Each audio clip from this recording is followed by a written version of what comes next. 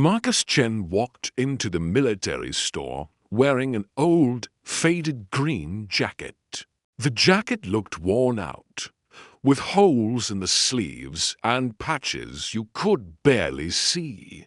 He was 48 years old and walked a little funny, like his leg hurt. But most people didn't notice these small details. The store was busy that morning. Young soldiers in neat uniforms were buying drinks and food, talking and laughing together. Near the front, a group of young Marines saw Marcus right away. Their uniforms were perfect and their boots were shiny. They had just finished training and thought they knew everything about being soldiers. "Look at that fake soldier," one of them whispered, but loud enough for Marcus to hear. "He probably bought that jacket at a thrift store." The other Marines laughed. They thought Marcus was pretending to be a veteran to get special treatment. To them, he looked all wrong. His hair was too long. His jacket wasn't the right kind. He didn't look like the soldiers they imagined themselves to be. Marcus heard what they said but kept walking. He pulled out a shopping list from his pocket, moving slowly and carefully. The way he moved showed he had special training. But the young Marines only saw what they wanted to see: an older man wearing an old military jacket. Who didn't belong there? What these young soldiers didn't know was something incredible. Marcus's quiet behavior hid secrets about dangerous missions that officially never happened. He had been to places so secret they don't appear on any map. Before we dive into the story, tell us where you are watching from. And don't forget to subscribe to the channel for more content like this. The Marines followed Marcus through the store, watching him like they were detectives. But their watching skills were pretty bad, at least to someone who had real training. Marcus wasn't just randomly shopping. He picked up rice, then moved to the soup section. He grabbed the cheapest brands and counted his money carefully as he went. His cart filled with simple things: bread, coffee, canned food. Nothing fancy, just what he needed to get by. The young Marines kept following him and whispering. "I bet he's never even left the country," one said. "Probably thinks watching war movies makes him tough." They were getting bolder, speaking louder, enjoying their little game of catching a fake veteran. But Marcus had learned patience in places where being impatient could get you killed. He had survived situations these young men couldn't even imagine. And what they didn't know was that in just a few minutes, everything they thought they knew about judging people was about to change completely. As Marcus moved through the produce section, his right hand revealed a jagged scar running from his wrist to his knuckles. The kind that comes from broken glass or twisted metal, not kitchen accidents. He reached for a bag of onions, and his left shoulder barely lifted, compensating with a subtle rotation that spoke of old injuries carefully managed. The Marines noticed none of these details, too busy crafting their next insult. "Classic stolen valor case," the tallest Marine announced, no longer bothering to whisper. Probably never made it past basic training. His confidence grew with each laugh from his buddies. Pack mentality transforming individual doubt into collective cruelty. They were feeding off each other now, each comment bolder than the last. Each insult designed to provoke a reaction that would justify their behavior. Marcus paused at the canned goods, his weathered fingers running along the price tags with practiced efficiency. 49 cents for store brand soup versus 89 for name brand. Calculations that mattered. When every dollar counted. The Marines saw this careful consideration as further proof of his fraud, not recognizing the discipline of someone who had learned to maximize limited resources in environments where waste could mean mission failure. Look how he counts his money, another Marine scoffed. Real veterans get proper benefits. This guy's probably collecting disability he never earned. The accusation hung in the air like smoke, drawing uncomfortable glances from other shoppers who weren't sure whether to intervene or avoid the escalating confrontation. But Marcus had endured worse than playground taunts. His calm in the face of their aggression wasn't weakness. It was the kind of self-control that gets developed in situations where losing your temper means people die. He placed 2 cans of soup in his cart with the same measured precision he once used to handle far more dangerous equipment. His silence carrying a dignity these young men couldn't comprehend. If only they knew that the slight tremor in his left hand wasn't fear, but the lasting effect of nerve damage from an explosion that saved 12 lives. If only they understood that his careful budgeting came from medical bills, for injuries sustained in places they couldn't pronounce, fighting enemies they'd never heard of. The cruelest irony was watching these fresh graduates question the authenticity of a man who had forgotten more about service and sacrifice than they had ever learned. At the checkout line, the Marines positioned themselves strategically behind Marcus, their earlier whispered mockery now evolving into something far more dangerous. Public confrontation. The cashier, a middle-aged woman named Beth who had worked on military bases for 15 years, immediately sensed the brewing tension as the young Marines exchanged knowing glances and positioned themselves like wolves circling prey. "Excuse me, sir." The tallest Marine stepped forward as Marcus began placing his groceries on the conveyor belt. "That jacket you're wearing, where exactly did you serve?" The question wasn't asked out of genuine respect or curiosity. It was a challenge, delivered with the confidence of someone who believed they already knew the answer and was simply setting a trap. Marcus continued methodically arranging his items. Rice, soup, bread, each movement deliberate and unhurried despite the growing hostility round him. "Various places," he replied without looking up, his voice carrying that slight rasp that comes from years of breathing desert dust and shouting over helicopter rotors. The non-answer only fueled the Marines' certainty that they were exposing a fraud. "Various places," the Marine repeated mockingly for the benefit of the growing audience. "That's pretty vague for someone wearing our uniform. What unit? What was your MOS? When did you deploy?"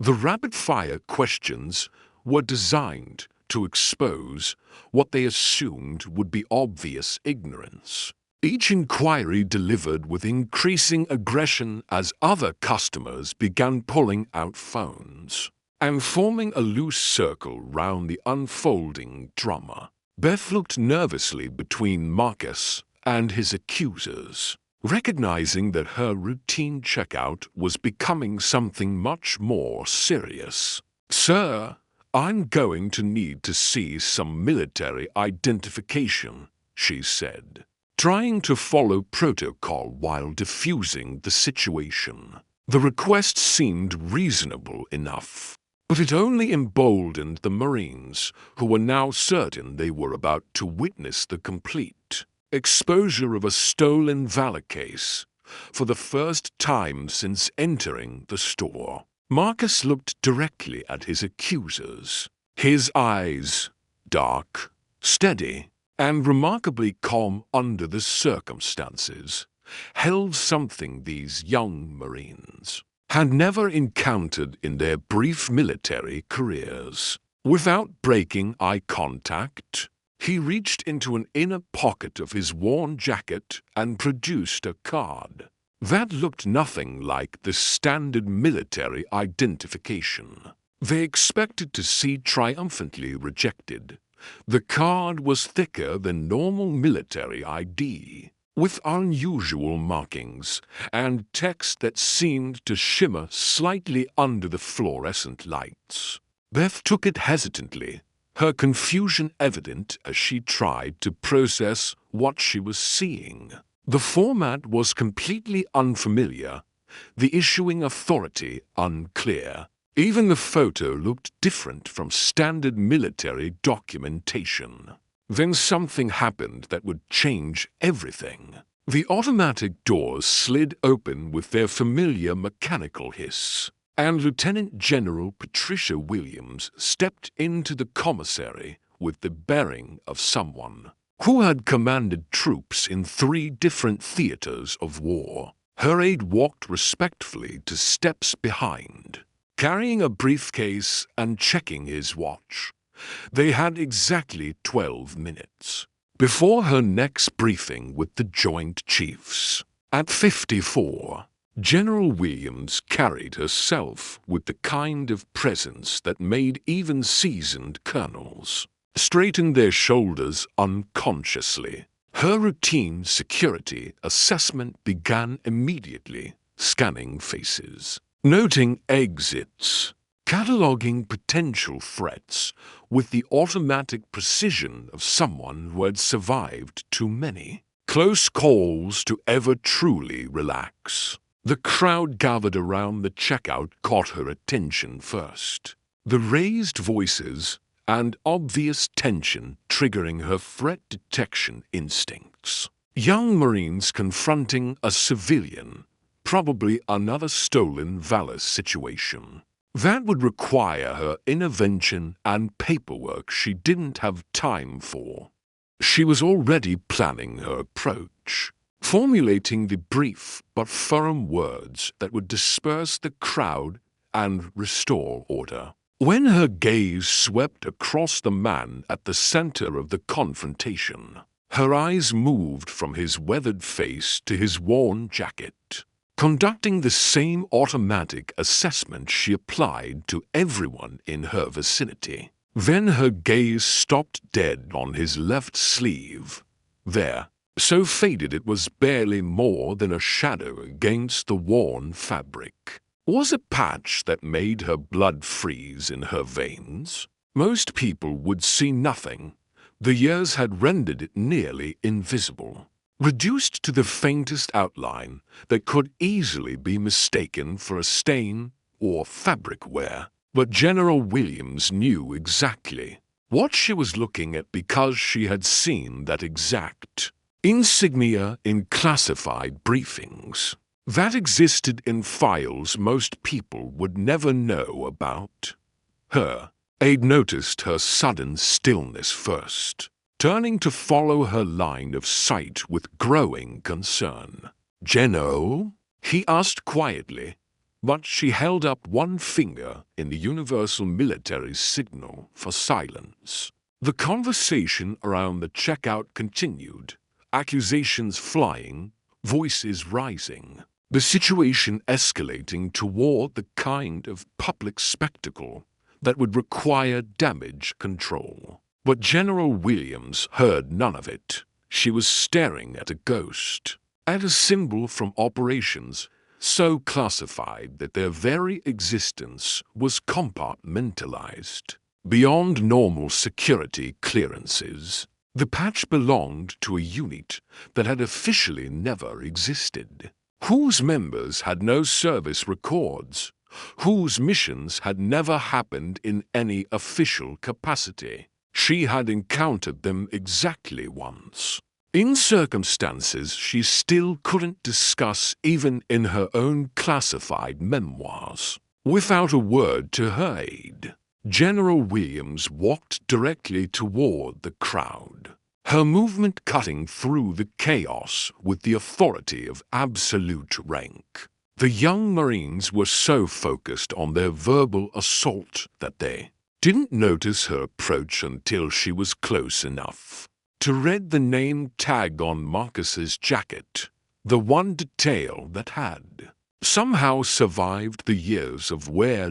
Then, in a moment that would be remembered and rattled throughout Fort Campbell for years to come, Lieutenant General Patricia Williams came to attention and rendered a perfect military salute to a man in civilian clothes. Standing in a grocery store checkout line, the commissary went completely silent. Staff Sergeant Chen, General Williams said clearly, her voice carrying across the now silent commissary.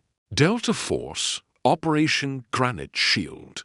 The words landed like artillery shells in the quiet space, each syllable reshaping the reality everyone thought they understood just moments before. Marcus automatically returned the salute with muscle memory precision. His worn civilian jacket suddenly transformed into something approaching a uniform. Through the power of recognition and respect, the young Marines who had been so confident in their accusations now stood frozen, their faces cycling through confusion, recognition, and dawning horror at what they had just witnessed 15 years ago. In the Cunha province, General Williams continued, her voice steady but carrying an emotion that made everyone lean closer. Your extraction team pulled my entire unit out of an ambush that should have killed us all. We were surrounded, cut off from air support, running low on ammunition. Standard protocol said to write us off as acceptable losses.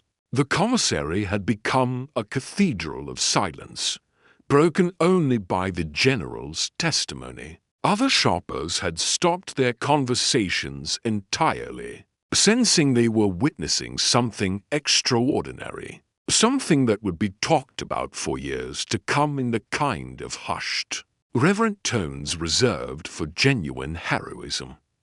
But you didn't follow standard protocol, she continued, addressing Marcus directly while the crowd absorbed every word. Your four-man team infiltrated enemy territory, created a diversion that drew fire away from our position, and held a corridor open for 6 hours while we evacuated wounded. 12 soldiers made it home to their families because of what you and your team did that night.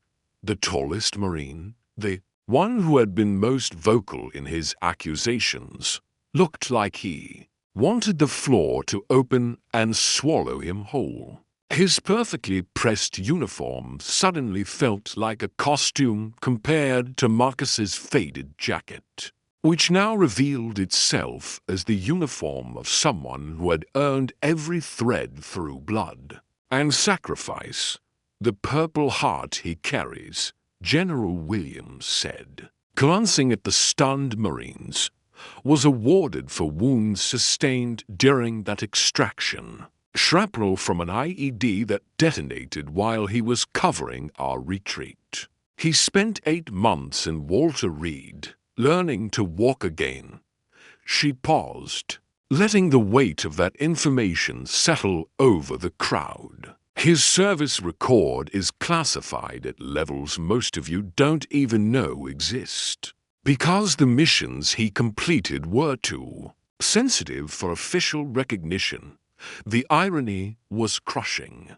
These young Marines had questioned the authenticity of a man whose real service was so classified that he couldn't even defend himself with the truth. Marcus had endured their mockery rather than reveal operations. that were still protecting lives years after their completion. Sometimes, General Williams said, her gaze moving from Marcus to the ashamed Marines. The most authentic warriors are the ones whose stories can never be told. The tallest Marine stepped forward first, his earlier confidence completely shattered. "Sir, I need to apologize," he said, his voice barely above a whisper. "What we did was wrong. There's no excuse for our behavior." His hands trembled slightly as he came to attention, the weight of his mistake pressing down on shoulders that had never carried real responsibility before. His fellow Marines followed suit, each offering their own stammered apologies, their faces flushed with shame that would follow them for years to come. They had learned a lesson that no training manual could teach, that judgment without knowledge is the cruelest form of ignorance, and that real warriors don't always look like the heroes in recruitment posters. Marcus listened to each apology with the same calm dignity he had maintained throughout their assault. When they finished, he nodded slowly. "You couldn't have known," he said simply, his voice free of anger or resentment. "My unit was designed to be invisible, to operate in ways that left no official trace. We worked in the shadows so others could serve in the light." Beth, the store manager, had been frantically working her computer during the general's revelation. "Sir, your benefits are fully processed," she announced, her own voice thick with emotion. "Everything should be available." Immediately, the bureaucratic barriers that had frustrated Marcus for months dissolved in seconds. Once his true service was acknowledged, General Williams stepped closer to Marcus, lowering her voice but speaking clearly enough for others to hear. "I'm also arranging for you to get proper medical care at Walter Reed. The VA has been giving you the runaround because they can't access your real service records. That ends today." Marcus's composure wavered for just a moment, the first crack in the armor he had worn for so long. "Thank you, General. That would help more than you know." For years, he had fought bureaucratic battles alone, unable to explain why his injuries deserved treatment without revealing missions that were still classified. The young Marines stood nearby, still processing the magnitude of their error. Marcus turned to them with something approaching kindness. "Learn from this," he said gently. "Many veterans carry invisible wounds from invisible wars. The next time you see someone who looks out of place, remember that appearances can be the most unreliable intelligence you'll ever encounter." The general nodded approvingly. "That's a lesson worth remembering, Marines. Real service doesn't always come with ribbons and ceremonies." Marcus gathered his groceries with the same quiet dignity he had carried throughout the entire ordeal. But something fundamental had shifted. The man who had entered the commissary invisible and dismissed now walked toward the exit, with his shoulders straight and his head high. The benefits that had been denied for months were suddenly processed. The medical care he desperately needed was finally arranged.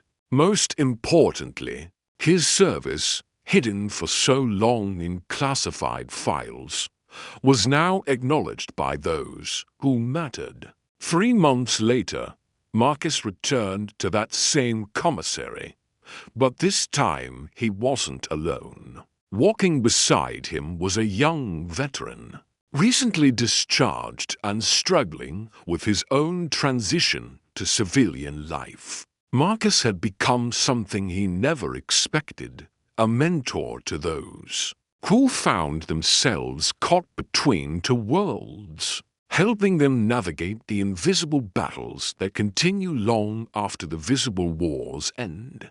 The young Marines who had mocked him that day made it a point to nod respectfully whenever they saw him. They had learned something that would stay with them throughout their careers. That real heroism doesn't always announce itself with fanfare and ceremony. Sometimes it shops quietly in worn jackets, carrying secrets that saved lives and stories that will never make headlines.